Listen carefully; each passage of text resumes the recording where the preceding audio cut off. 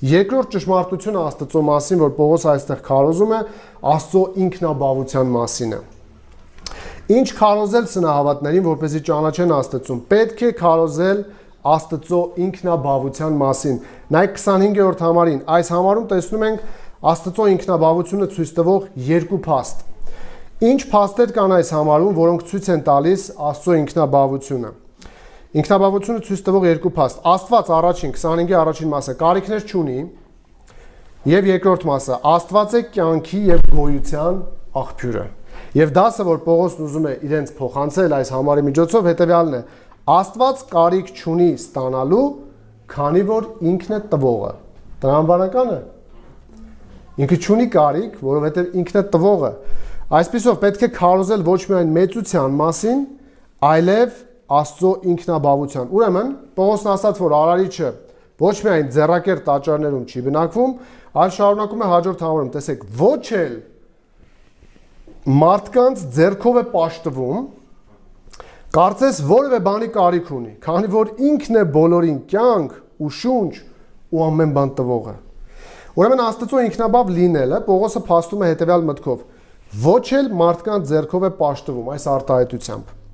Պաշտվել բառը թերապիո բառն է, որը բխում է թերապոն կամ թերապիա բայից, թերապիա, ծանոթ է։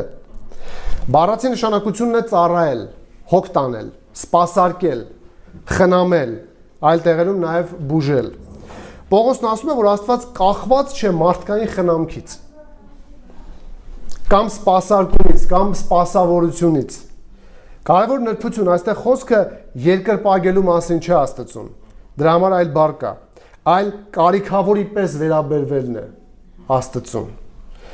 Տեքստում ասվում է ոչ էլ մարդկանց ձեռքով է պաշտվում, կարծես որևէ բանի կարիք ունի։ Տեսնում եք, Պողոսն իրեն բացատրում է, հստակեցնում է իր նկատի ունեցածը եւ ասում է, որ Աստված կարիք չունի։ Առավել եւս, որ այս բառը գրված է կրավորական սեռով, որը կրկին մատնանշում է, որ խոսքը մարդու կողմից Աստծուն որևէ ծառայություն մատուցելու մասին է, վերաբերվելով նրան որպես կարիքավոր։ Գիտեք, հեթանոսական տաճարներում քահանաները հաճախ սնունդ եւ այլ անհրաժեշտ իրեր էին մատուցում իրենց աստվածներին, բայց ճշմարիտ Աստված մարդկային ծառայությունների եւ սպասարկումների կարիք չունի։ Աստծուն որպես կարիք ունեցողի ընկալելը դա մոլորություն է։ Մի արտահայտություն կար, ես երկար մտածում էի, ձեզ փոխանցեմ թե չէ, որովհետեւ այնքան տգեղ միտք է։ Մեկ ուզում էի ասել, մեկ ուզում էի չասել, բայց ասեմ, որ պատկերացնեք, որքան կարող է մարդը աղավաղված, ապականված լինել մտքով, որ անի այսպիսի արտահայտություն։ Լսել եք, ասում են Տեր Աստված, դու մեզ չես կարողանում պահել, իջի մենք ես։ Լսել եք։ Սա խոսում է ծայր աստիճան աղավաղված մտքի մասին։ Ինչպես ես վերաբերվում Աստծուն։ Ինքը կարիք չունի, ինքը քո ձեռքով չի, որ պետք է սպասարկվի։ Դու իրեն ոչինչ չես կարող տալ, իր աստվածությանը ոչինչ չես կարող ավելացնել։ Սա չի համապատասխանում մեր առաջի նկարագրին։ Այսպիսով Աստված կարիքներ չունի, մարդկանց կողմից ծառայություններ ընդունելու կարիք չունի եւ սնահավատները պետք է հասկանան, որ սա մոլորություն է եւ պետք է դարձի գան։ Նրանք Աստծուն չպետք է նմանեցնեն որևէ բանի,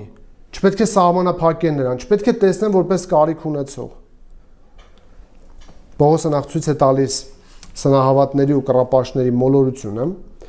ասելով, որ Աստված չի սպասավորվում մարդկանց կողմից, հետո հնչեցնում է բացատրությունը։ Տեսեք, ներկայացնելով առաջին ճիշտ այնպես, ինչպես վայել է իրեն։ Տեսեք, համարի երկրորդ մասում Պողոսը բացատրությունն է տալիս։ Ոչ էլ մարդկանց ձեռքով է պաշտվում, կարծես որևէ բանի կարիք ունի, քանի որ ինքն է բոլորին կյանք ու շունչ ու ամեն բան տվողը։ Տեսնում եք ինչու Աստված կարիք չունի։ Պատասխանը շատ պարզ է, քանի որ ինքն է տվողը։ Նա ինքնաբավ է։ Սա երկրորդ փաստն է Աստծո ինքնաբավության։ Նա է կյանքի գոյության աղբյուրը։ Ահա համարի դասը, որ Պողոսը ուզում է սրա միջոցով փոխանցել իրենց։ Աստված կարիք չունի ստանալու, քանի որ ինքն է տվողը։ Պողոսը չափազանց տրամաբանական է խոսում, չափազանց պարզ է խոսում, հնարավորինս պարզ օրինակներ ու բացատրություններ է տալիս, բայց փոխանցում է ահռելի ճշմարտություններ խոր Աստծո մասին։ Այնպիսի ձևակերպումներ է տալիս, որ նույնիսկ փոքրիկ երեխային եթե ասես կհասկանա։ Օրինակ, եթե հիմա մեր մանուկներին Աստծո ինքնաբավության մասին փորձենք բացատրել, իրեն օրինակ ասենք այս դեղինով գրվածը, գիտես Աստված կարիք չունի ստանալու, քանի որ ինքն է բոլորին ամեն բան տալիս։ Սա պետք է հասկանան, շատ պարզ է։ Բայց ինչ է կատարվում սնահավատի մտքում, այդ ինչպես է աղավաղվում, մթագնվում նրա ուղեղը, որ նա Աստծուն տեսնում է որպես կարիքավոր, որ ինքը պետք է մի բան անի Աստծո համար։ Պողոսն ասում է նա կարիք չունի։ Այսքան պարզ ու խորն են Պողոսի օրինակներն ու տրամաբանությունը։ Ուրեմն եթե մեկի ընկալման մեջ Աստված կարիքավոր է, նրան հիասթափեցնում է Պողոսը, պնդելով, որ Աստված կարիք չունի։ Խնդրում եմ մտածեք, կա արդյոք ձեր պատկերացումների մեջ նման սուտ, թեկուզ թաքնված կերպով։ Օրինակ, եթե դուք նույնիսկ մտածեք, որ ձեր ծառայությունը ինչ որ բան է տալիս Աստծուն, դուք սխալված կլինեք։ Քանի որ նա կարիք չունի ծառայության։ Եթե դուք մտածեք, որ դուք եթե չծառայեք Աստծուց մի բան կպակասի, կրկին կսխալվեք։ Նա ինքնաբավ է։ Մարդը ոչինչ չի կարող ավելացնել Աստծո աստվածությանը եւ ոչինչ չի կարող պակասեցնել նրանից, քանի որ նա է բոլորին կյանք, շունչ ու ամեն բան տվողը։ Պողոսի ներկայացրած Աստված այնքան ինքնաբավ է, որ միշտ տալիս է եւ տալիս է ոչ միայն իր սիրելիներին, համարում տեսնում եք, բոլորին։